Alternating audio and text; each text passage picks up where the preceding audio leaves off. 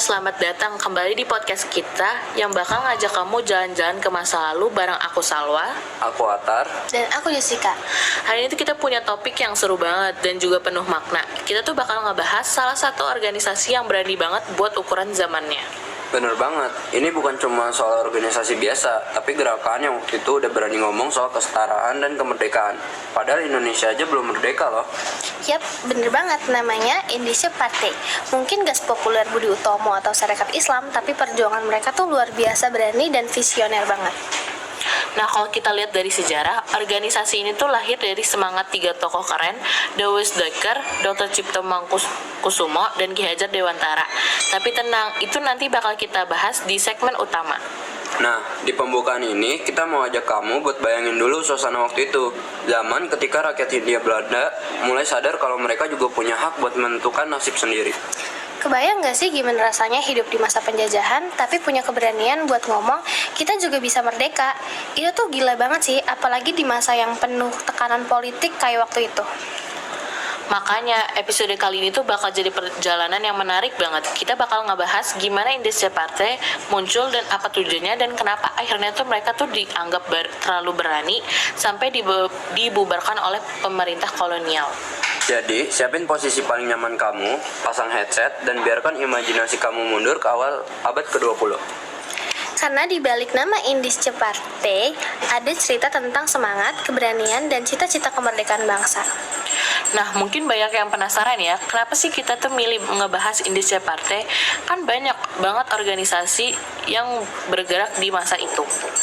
Iya benar, tapi menurut aku Indonesia Partai itu punya sisi yang unik banget. Mereka itu bisa dibilang organisasi pertama yang secara terbuka ngomongin soal nasionalisme. Bukan cuma buat satu golongan, tapi buat semua orang yang tinggal di Hindia Belanda waktu itu. Betul, jadi bukan cuma buat orang pribumi aja, tapi juga buat semua kalangan yang ngerasa kita ini satu tanah air. Dan itu berani banget loh, karena waktu itu ngomongin soal kesetaraan dan kemerdekaan tuh udah termasuk hal yang dilarang tahu. Nah, itu juga salah satu alasan kenapa aku pribadi tertarik banget nih untuk ngebahas Indonesia Partai. Salah satu organisasi ini menunjukkan kalau semangat perjuangan gak selalu harus lewat senjata, tetapi juga lewat ide dan lewat keberanian buat bersuara. Selain itu, menarik banget ngeliat gimana 3 pendirinya, yaitu Dawes Dekker, Dr. Cipto Mangunkusumo, dan Ki Hajar Dewantara, bisa nyatuin perbedaan latar belakang mereka demi tujuan yang sama, yaitu kemerdekaan dan keadilan. Dan yang bikin makin keren, meskipun organisasi ini akhirnya dibubarkan oleh pemerintah Belanda karena dianggap terlalu radikal, tapi gagasan mereka nggak mati. Justru ide-ide itu yang jadi bahan bakar buat pergerakan nasional setelahnya. Kalau dilihat dari sejarahnya, tujuan utama Indonesia Partai itu menumbuhkan semangat persatuan di antara semua golongan yang tinggal di Hindia Belanda. Mereka pengen semua orang sadar kalau kita ini satu tanah air, satu bangsa, tanpa dibeda-bedain lagi berdasarkan ras atau asal-usulnya. Iya, karena waktu itu masyarakat masih terbagi banget. Ada golongan Eropa, Timur Asing, sama pribumi. Dan semuanya diperlakuin tuh beda-beda. Nah, Indonesia Partai pengen ngilangin batas-batas sosial itu. Mereka pengen ada kesetaraan buat semua orang yang lahir dan hidup di Hindia Belanda.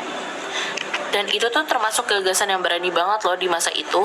Bayangin aja, mereka tuh udah ngomongin soal nasionalisme dan kemerdekaan di tahun 1912. Padahal Indonesia sendiri baru merdeka tahun 1945. Selain soal persatuan, mereka juga punya tujuan politik loh. Mereka pengen rakyat Hindia Belanda punya hak buat ikut menentukan kebijakan pemerintah. Jadi bukan cuma orang Belanda aja yang bisa bersuara.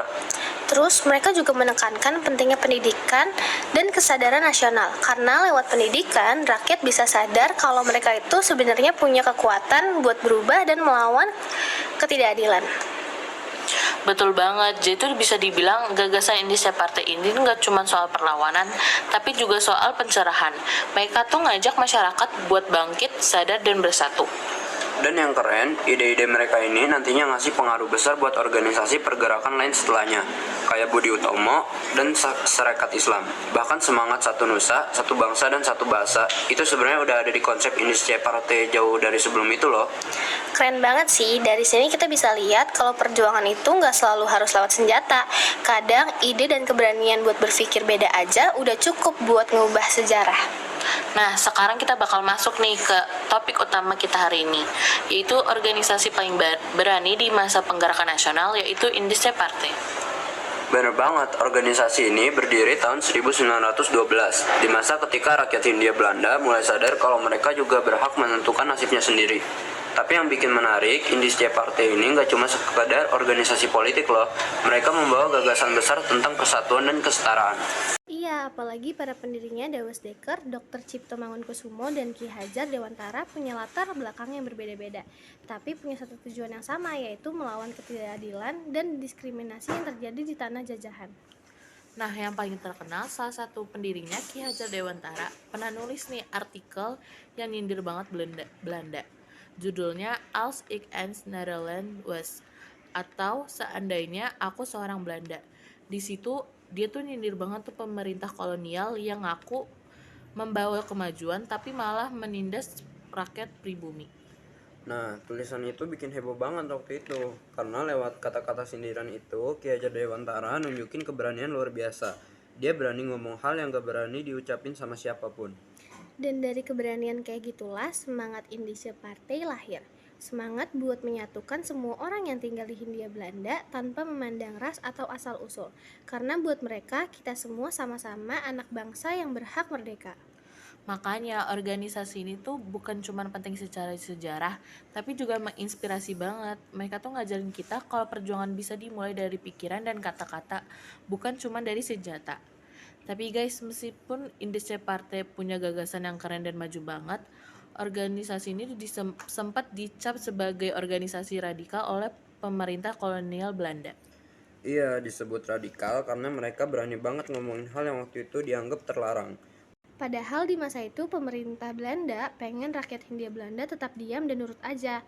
Nah, Indische Partei justru muncul dan bilang, kita juga berhak merdeka, kita juga bangsa yang sama, dan itu dianggap ancaman besar. Belum lagi tulisan Ki Hajar Dewantara yang tadi kita bahas, Seandainya Aku Seorang Belanda, itu bikin pemerintah Belanda tuh geram banget. Akhirnya Ki Hajar Dewantara, Dewes Dekker, dan Dr. Cipto Mangunkusumo diasingkan ke Belanda. Jadi bisa dibilang mereka disebut radikal bukan karena mereka kasar atau memberontak secara fisik, tapi karena idenya terlalu maju dan berani untuk ukuran masa itu. Mereka menentang sistem kolonial lewat pikiran dan kata-kata. Dan walaupun akhirnya Indische Partei dibubarkan oleh pemerintah kolonial pada tahun 1913, gagasan mereka nggak ikut hilang, justru semangat perjuangan mereka jadi inspirasi buat organisasi pergerakan lain setelahnya.